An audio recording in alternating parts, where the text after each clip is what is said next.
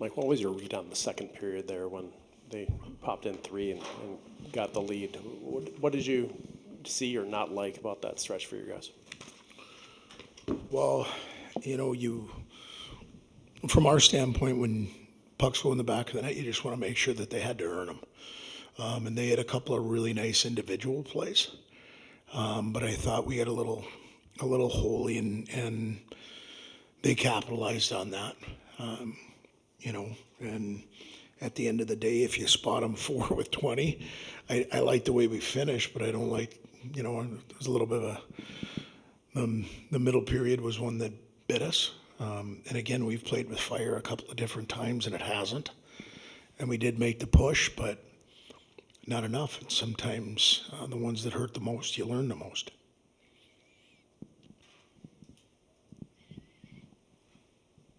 Like you mentioned there, you liked the way you finished. Did feel a little bit like you found that extra gear in the third. What maybe was the difference there for your group? Desperation. I will say this. I think Kukkonen scoring the goal gave us, instead of going in down by a field goal, you've got the proverbial 2-goal lead, and you got to get the next one. We talked about trying to get one in the first 10 minutes. And I thought the guys did a good job at pushing. But again, they're a good defensive team. Early in the game, I do think we had some really good looks. We had some guys in alone, and Augustine was good. And we had one line change that cost us a partial outnumbered rush. And at the net, we end up going by the net. And, little things against real good hockey teams have a tendency to potentially cost you. But I liked that we didn't pout about it, we've just got to find a way to make sure that we don't create or help create their offense.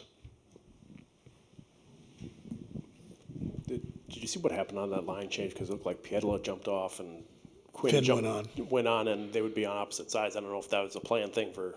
He did a pretty good job. Pie's such a he works so hard. I think he looked, and even talking to me, just see, when he last looked, we had puck, and by the time he got to the middle of the blue line, they had puck. I do think Finn did a really good job at closing gap. We were decent on our numbers. They stayed at the net. We kind of went by the net, and we needed one more save, for me to have us not get to that point. And I thought Daniel did give us an opportunity in the third there where when we're pressing, they had some opportunities being in alone, and he shut the door to give us a chance. This is probably a little bit of what it's going to be like from here on out, right? The Big Ten, you're going to have to earn every inch of ice, and it's going to be rinse and repeat. So how do you take a lesson out of this and apply it right away? You got another one tomorrow. Yeah, what our group's been. I don't expect our group to do anything than what they've done before when they've been okay looking in the mirror. And we'll look in the mirror and feed it to them in a way that we just, it's going to be that way the rest of the season in our league. And when you get to playoffs, and if our book of business is what it is to be at the next tournament, which will be in the NCAA, is you just small margins, whether it's a post, whether it's a penalty, whether it's taking advantage of somebody making a play offensively or defensively is going to be the difference. And like I said, tonight's not perfect. I don't like the outcome. I thought there was some good in tonight's game, but just a little more not so good.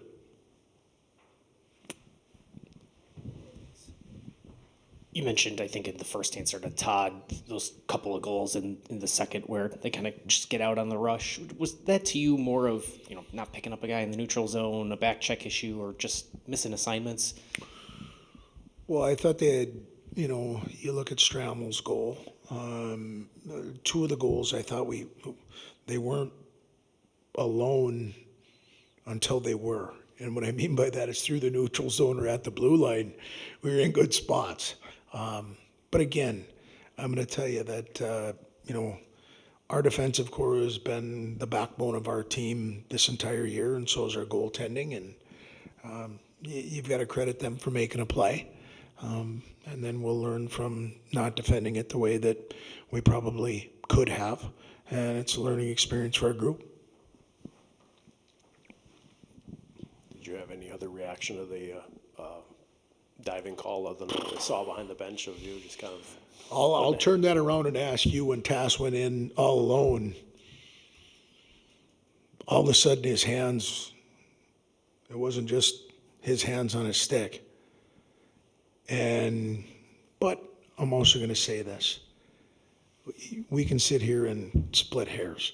At the end of the day, whatever adversity gets thrown at you, you got to find a way to fight through that.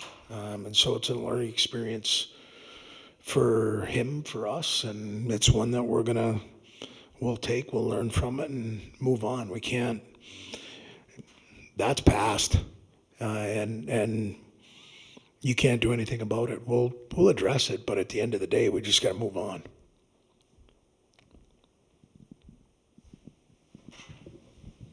Like, how do you balance wanting to be tough and stand your ground and not letting things get away like maybe they did at the, after the whistle, or the final horn?